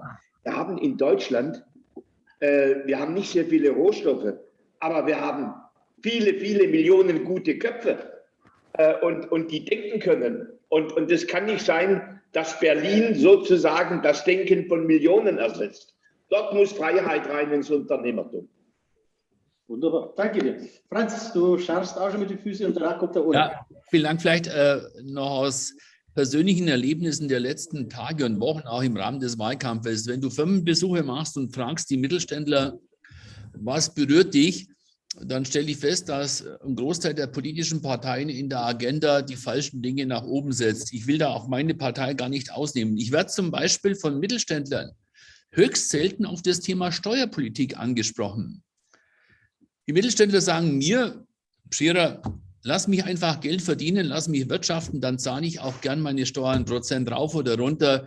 Bitte Vermögenssteuer, ja, sehen wir sehr kritisch, aber ansonsten ist es nicht für mich das Problem. Lasst mir Luft zum Atmen. Und darum sage ich, wenn wir nicht den Mut haben, was Genehmigungsverfahren angeht, was bürokratische Prozesse angeht, zu anderen Regelungen zu kommen, dann wird die nächste Unternehmergeneration, die jetzt mit den Füßen schaut, einfach die Lust verlieren, diesen Betrieb zu übernehmen. Und es besteht auch durchaus die Gefahr, dass nach dieser Corona-Pandemie mittelständische Firmen aus der Volksrepublik China nochmal auf Einkaufstour auch in Europa und damit auch in der Bundesrepublik Deutschland gehen. Zweiter Punkt, Ökologie und Ökonomie, für mich absolut kein Widerspruch. Wer heute mal als Politiker bei Spatenstichen von Firmengebäuden unterwegs ist, der merkt, dass jeder Unternehmer von sich aus schon höchsten Standard und Wert darauf legt, energieeffizient zu bauen, weil er sagt, es ist für mich ein Kostenfaktor. Darum sage ich, marktwirtschaftliche Prinzipien wirken auch da. Dritter Punkt, der mir wichtig ist. Ich kenne keine Volkswirtschaft, die man betreibt, indem man sich gegenseitig bedient, pflegt, besucht und die Haare schneidet. Das sind alles wichtige Dienstleistungen. Aber Länder, die nicht mehr bereit sind, Industrie zu betreiben, zu produzieren, zu fertigen, die verlieren irgendwann. Und ich halte auch nichts von Standorten, die sagen, F&E ist die Zukunft, Research and Development. Man muss es der Welt auch zeigen können. Ich sage euch ein Beispiel. Ich war leidenschaftlicher Befürworter Transrapid. Nicht wegen der 36 Kilometer vom Hauptbahnhof München zum Flughafen raus, sondern um der Welt zu zeigen, dass nach 200 Jahren Rad-Schiene-Konzept mit Reibungsverlusten physikalischer Art und vielen anderen Dingen ein Schwebebahnprinzip vielleicht in die Zukunft geht. Und insofern plädiere ich nach wie vor für eine auch starke Industriepolitik. Letzter Punkt nochmal zum Thema Energie.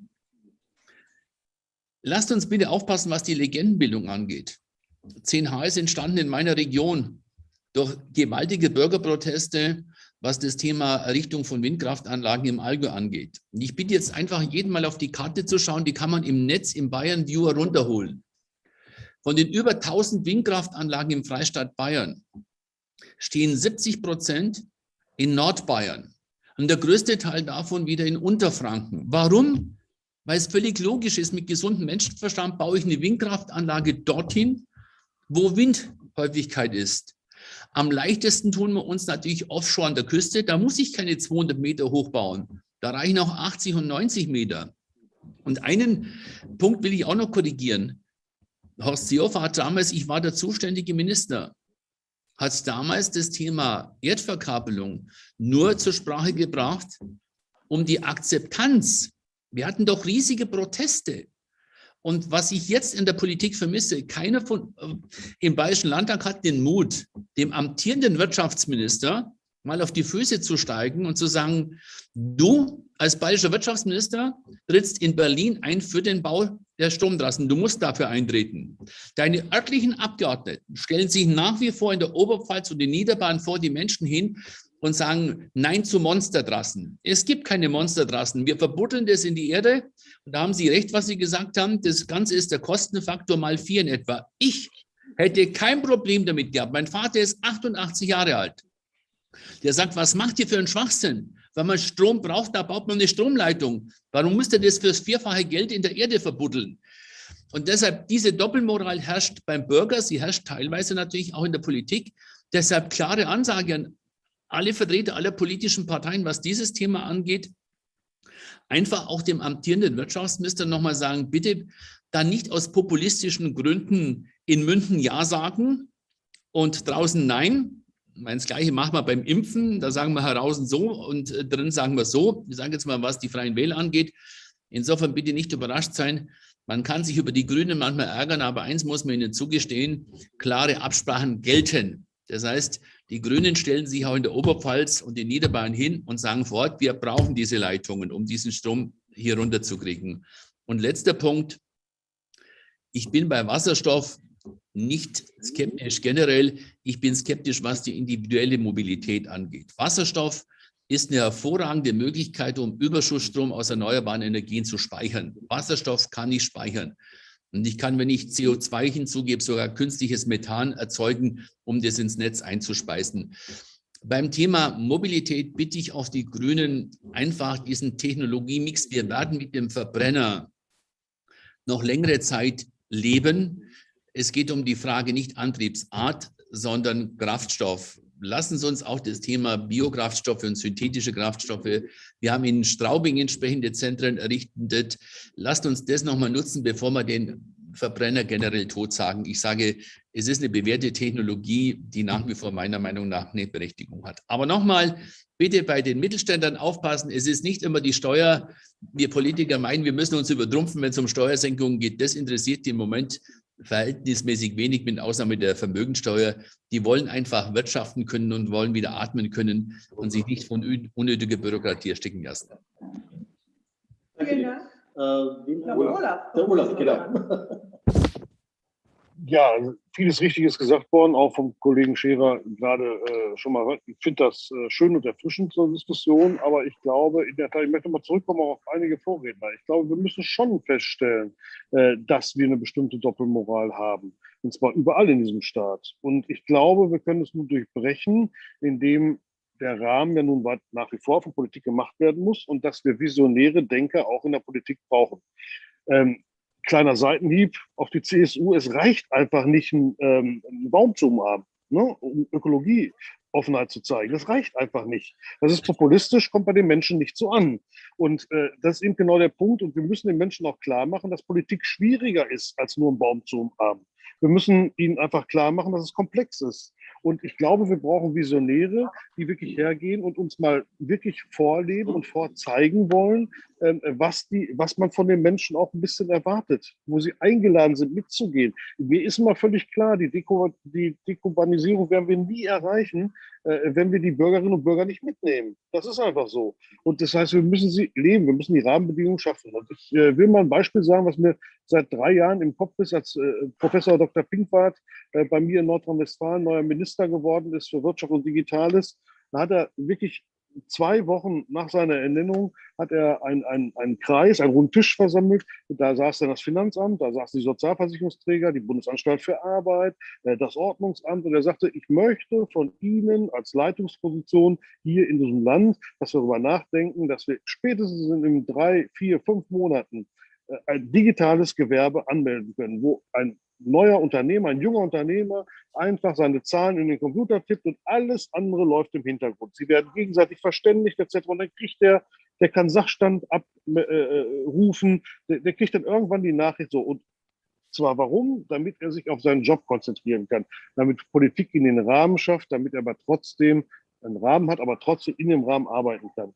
Und die erste Antwort war von allen am Tisch, das geht nicht, Herr Minister. Das geht nicht. So, Fakt ist, das Gespräch ist um 1 Monat verschoben worden und er sagte, ich möchte von Ihnen nicht hören, dass es nicht geht, ich möchte hören, wie es geht.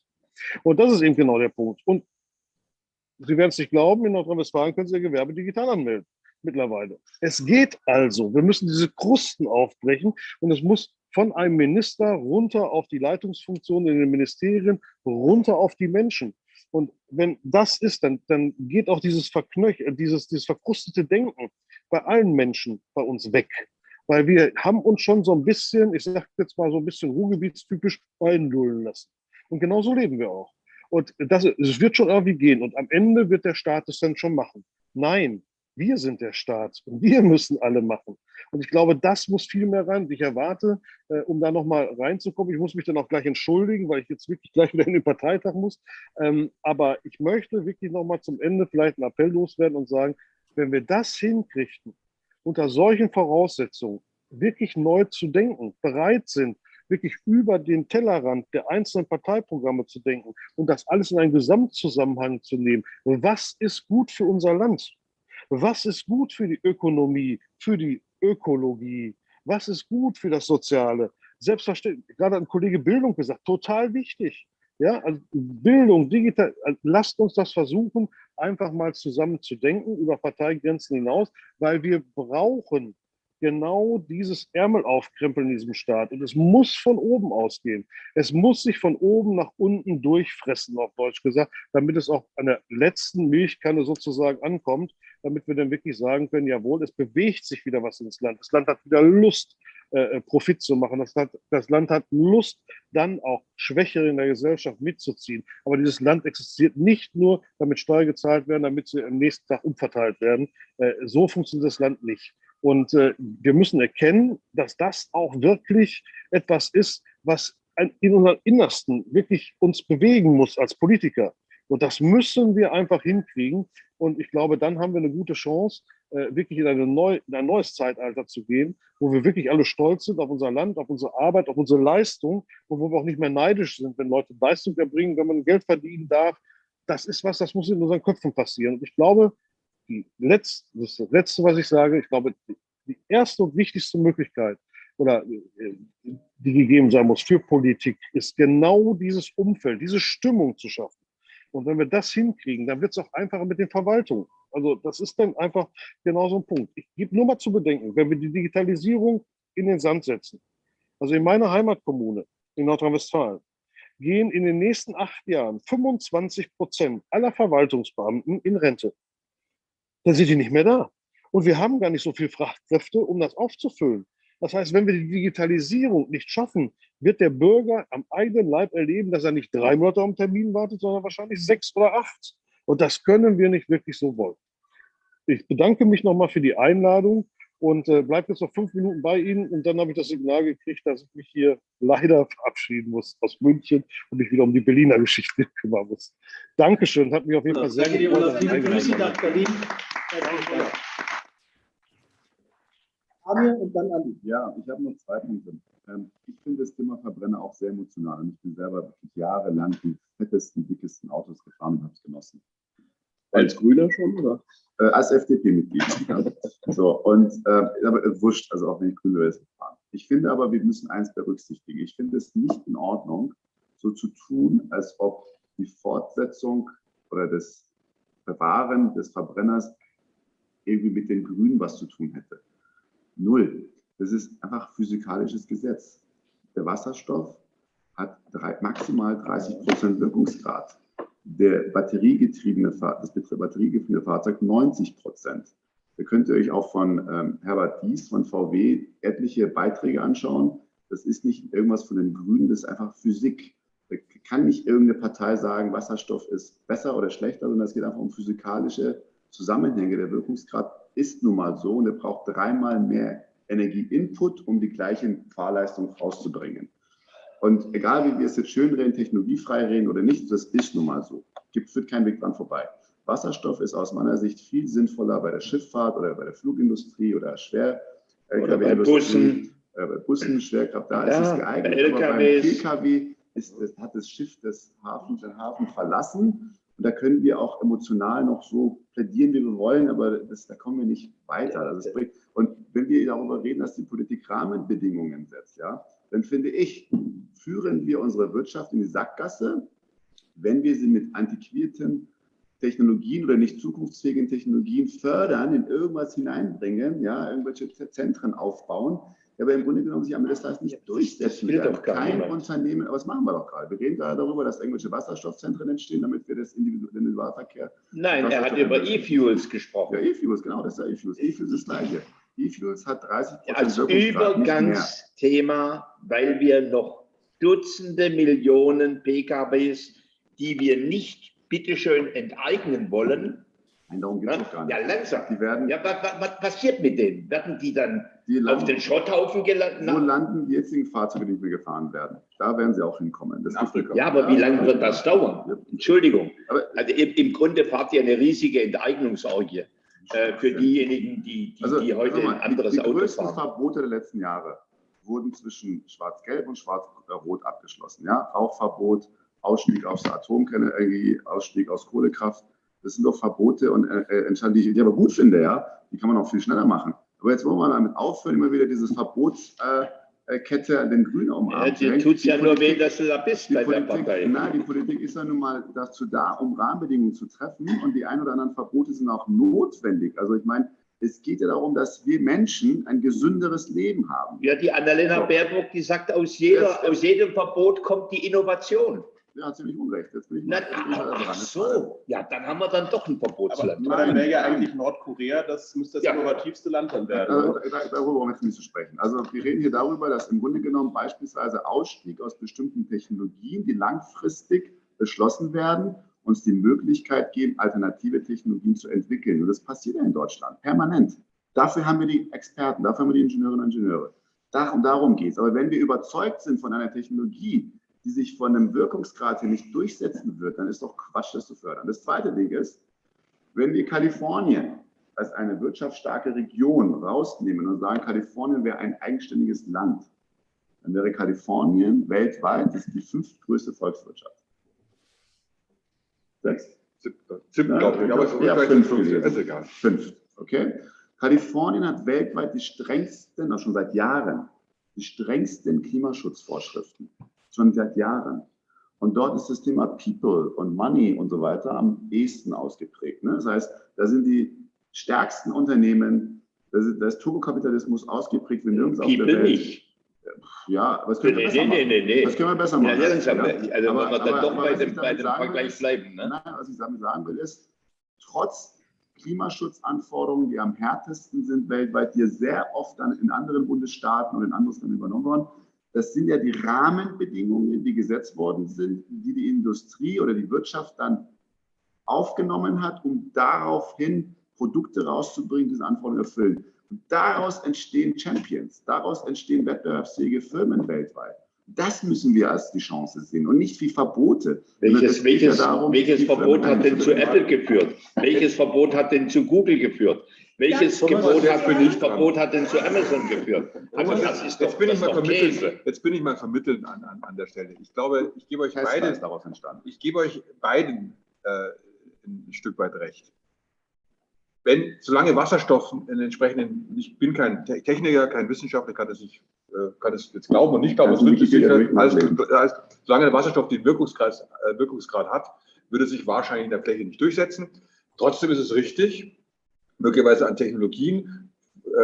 technologieoffen zu forschen und durchaus auch zu investieren und sagen, okay, lass uns mal, vielleicht schaffen wir es ja, dass der Wasserstoff eine höhere Effizienz irgendwie kriegt. Kann ja sein, keine Wissenschaftler. Also auch Forschen sollte da frei sein und gemacht werden. Also deswegen diese Technologieoffenheit. Und ich bin auch felsenfest davon überzeugt, dass die wenigsten Politiker, und da bist du sicherlich eine Ausnahme, weil du technologisch sehr tief drin steckst, aber die meisten Politiker haben von Technologie eben relativ wenig Ahnung, weil sie ganz andere Berufe haben. Also sollten sie sich auch nicht anmaßen, darüber zu entscheiden, welche Technologie jetzt die ist, die uns wirklich in die Zukunft führt. Also lass uns die Rahmen setzen und der Rahmen ist sicherlich gut gesetzt, wenn man sagt, okay, ich habe eine CO2-Bepreisung, wie auch immer, da kann man jetzt über verschiedene Wege aufmachen, wie man das macht, aber das CO2 freisetzen Geld kostet, das ist einfach mal der Fakt, den wir auf den Weg bringen müssen, dann verbietet sich der klassische Verbrenner von alleine, er wird aber unwirtschaftlich dadurch und damit fördere ich implizit andere. Das ist, glaube ich, ein grundsätzlich kluger Weg, den wir gemeinsam gehen sollten. Warum muss ich weiter regeln, wenn ich schon eine CO2-Bepreisung habe? Viele verstehen das nicht. Das ist sehr komplex,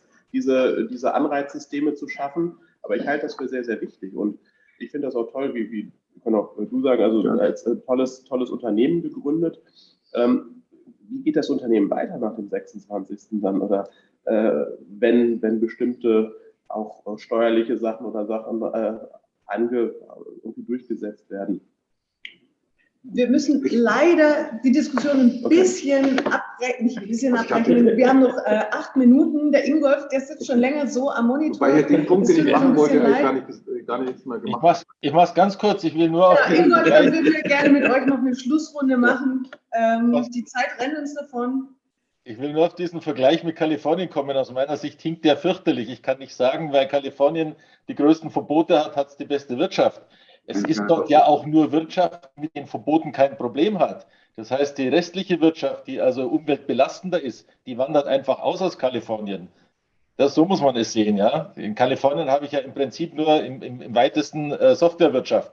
Die hat wenig Probleme mit der Umwelt. Alles andere ist weg von Kalifornien. Also so muss man das betrachten. Für mich hinkt der Vergleich. Entschuldigung. Tesla kommt aus Kalifornien. Und es geht ja nicht um Verbote, es geht um Rahmenbedingungen, die ambitioniert sind. Lass uns doch mal nicht über Verbote sprechen, sondern ambitionierte Ziele, die die Transformation ermöglichen. Ja, aber wir reden hier über Maschinenbauunternehmen, die aus Kalifornien gegangen sind. Und wir sprechen hier über Stahlfabriken, die aus Kalifornien gegangen sind. Also da interessiert mal jetzt nicht Tesla, sondern wir reden hier über wahrscheinlich 35 Millionen Arbeitnehmerinnen und Arbeitnehmer in diesem Lande, die aus Kalifornien keine Zukunft hätten, in Kalifornien keine Zukunft hätten. Jetzt kommt aber der Punkt ist, warum keine Zukunft? Weil wir den Wandel zur Digitalökonomie leider schon seit 15 Jahren verschlafen haben. Und deswegen, ich lasse mir keine Debatte aufdringen, die immer nur auf Ökologie geht. Es ist wirklich eine schädliche Debatte, die so verengt, sondern wir haben die digitale Transformation in diesem Lande zu meistern. Und das ist eine Herausforderung, die im Grunde die Arbeitsplätze der Zukunft am ehesten sichert. Zum Zweiten haben wir die Klimawende zu meistern. Und da müssen wir wirklich rangehen, endlich an das Thema Innovation und nicht nur an das Thema Verbote. Und zum Dritten, und jetzt, da rede ich dann sehr persönlich, ich bin ja in dem Alter, wo das Thema Demografie dann auch zugeschlagen hat. Wir haben Fachkräftemangel in Hülle und Fülle. Und zwar in den Industrien, die sich transformieren müssen, genauso wie in den Industrien, die sich neu aufbauen. Ja, und diese drei Herausforderungen parallel zu meistern ist gut. Und es gibt für mich kein Diktat des Themas Elektromobilität. So, wir nutzen die Gelegenheit, oder? Wir läuten die Schlussrunde ein. Vielen, vielen Dank für die Diskussion. Was auf jeden Fall feststeht, ist die Wahl, die wird kommen. Definitiv, ich würde sagen, jeder sagt in a nutshell, was möchtet ihr der neuen Regierung mitgeben? Was ist euer Satz, wo ihr sagt, so, liebe neue Regierung, das ist mein Statement. Und da würde ich jetzt einfach mal anfangen und die Herren vielleicht an den Monitoren als erstes mal das Wort geben, weil ihr musstet ja leider ein bisschen zurückstecken heute. Dann machen wir mit Franz, fangen wir an, ein Schlussstatement. Also was ich mir wünsche, ist zunächst, dass es keine never-ending Story wird, bis wir eine neue Bundesregierung haben, sondern dass sich vernünftige Partner zusammensetzen und möglichst schnell eine neue Bundesregierung etablieren. Was das Land jetzt nicht brauchen kann, weder durch Corona noch durch die Rahmenbedingungen, ist, dass wir so eine lange Hängepartei haben. Der zweite Punkt wäre, wenn sich die Koalitionspartner, und es werden wohl 3 sein müssen, alles andere, glaube ich, ist unrealistisch, das zu erwarten, dann würde ich mich freuen, wenn nicht ein Koalitionsvertrag, ich war zweimal in Koalitionsverhandlungen dabei und das ist Irrsinn, liebe Freunde, wenn man dann Papiere formuliert, die bis ins letzte Detail versuchen, die Zukunft zu planen, sondern dass sich die 3 Koalitionspartner auf ein paar Kernpunkte konzentrieren. Ein Kernpunkt heißt für mich das Thema Digitalisierung. Das zweite Kernthema heißt für mich tatsächlich Klimaschutz. Die Grundsatzfrage, ist es eine angebotsorientierte Politik, ist es eine Verbotspolitik, schaffe ich Anreize? Und der dritte Punkt, eine neue Bundesregierung sollte sich bitte nicht in die Tasche lügen und den Leuten etwas versprechen, was sie nicht halten werden können. Die neue Bundesregierung muss auch das Thema Demografie, Stichwort Sicherung der Alterssicherungssysteme, angehen und da den Menschen nicht einfach sagen, um Gottes Willen, es wird nie eine längere Lebensarbeitszeit gehen, sondern klar und offen die Dinge kommunizieren, welche Möglichkeiten es gibt und da versuchen einfach dann auch einen gesellschaftlichen Konsens herbeizuführen, der einen Ausgleich schafft, auch zwischen der jungen Generation, die das mitfinanzieren muss, aber auch die berechtigten Ansprüche der älteren Generation mit berücksichtigt. Das wären die 3 Themen, Digitalisierung, Klimaschutz und demografische Entwicklung. Und das Klein-Klein bitte, das kann man in der täglichen Regierungsarbeit sicherlich dann besser machen. Vielen Dank. Ingolf.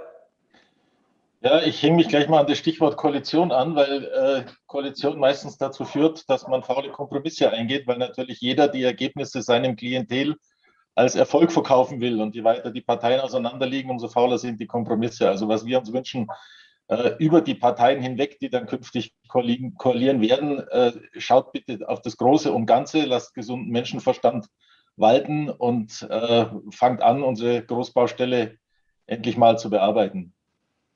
Danke dir, Thorsten. Ja, was würde ich mir wünschen? Ich würde mir wünschen, dass man keine parteitaktischen Spiele macht, sondern im Sinne unseres Landes agiert, dass es wieder auf sich lohnt, hier ein Unternehmen aufzubauen und zu wirtschaften und dass man erstmal wirklich sicherstellt, dass erstmal Geld verdient werden muss, bevor es verteilt werden kann. Das ist ein ganz wichtiger Punkt. Ansonsten Bildung, wirklich Bildung, Forschung ganz wichtig und intelligent wirtschaften und ja, das würde ich mir wünschen. Ich danke dir. Thomas, magst du weitermachen? Ja, am Schluss sind es ja die Menschen und nicht die Programme, die die Politik machen. Das heißt, ich wünsche mir wirklich Männer und Frauen, die Ministerinnen und Minister werden, die nicht von der Bürokratie geritten werden, sondern die Bürokratie reiten. Das ist aus meiner Sicht wirklich das Wichtigste. Denn das Geschriebene ist häufig Schall und Rauch, weil die Umsetzung das ganz zentrale Thema ist. Und das Zweite, da gehe ich zurück an mein erstes Statement, ich würde mir schon eine Ehrlichkeit wünschen über den Zustand des Landes, dass man sich da die Karten legt, bevor man schwülstige Phrasen in Koalitionsverträge reinschreibt. Diese Ehrlichkeit ist das Zweite, ja. Danke dir. Amir.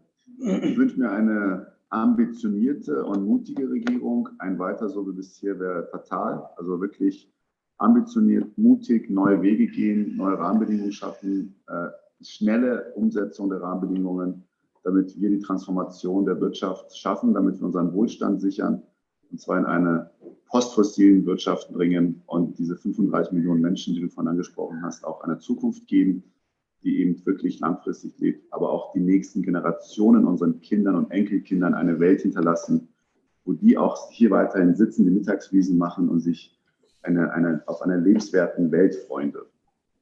Ich danke dir. Jetzt schließt sich der Kreis. Andi, magst du das letzte Schlusswort sprechen? Ja, was ich mir wünsche, ist tatsächlich eine ambitionierte Regierung. Welche Konstellation hatte ich ja, glaube ich, schon am Anfang erwähnt, das wiederhole ich jetzt nicht. Und ich wünsche mir mehr Politiker an der Front vorne, die nicht so sehr Politik nach Meinungsumfrage machen, sondern Politik nach Meinung machen, also die ihre Meinung haben.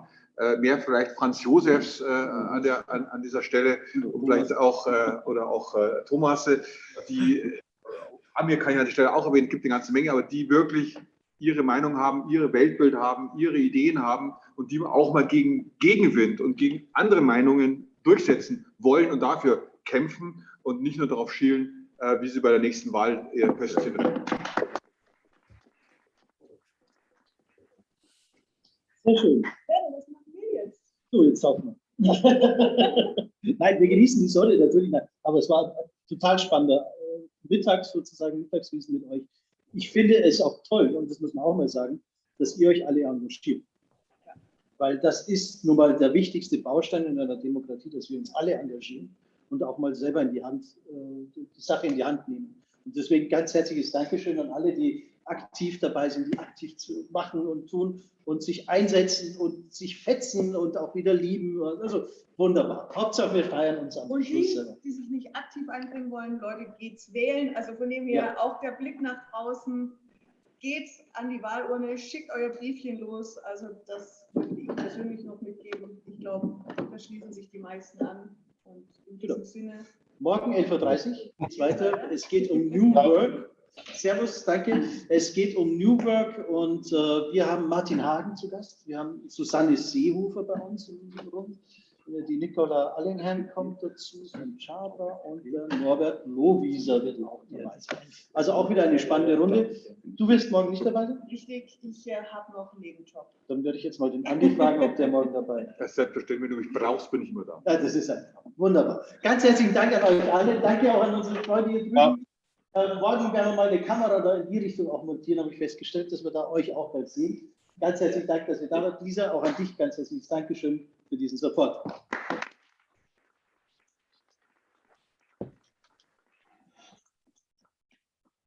Bis morgen. Schön. So, jetzt bitte greift zu, das Essen ist keine Dekoration. Vielleicht der Drüse.